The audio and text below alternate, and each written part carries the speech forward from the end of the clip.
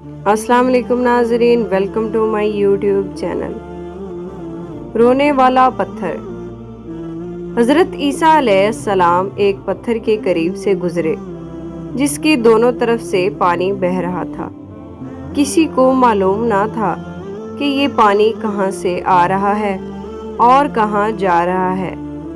आप अलैहिस्सलाम ने पत्थर से दरियाफ्त फरमाया, ऐ पत्थर, ये पानी कहाँ से आ रहा है और कहाँ जाएगा? इसने अर्ज की, जो पानी मेरी सीधी जानिब से आ रहा है वो मेरी दाईं आंख के आंसू हैं और उल्टी जानिब से आने वाला पानी मेरी बाईं जानिब के आंसू हैं।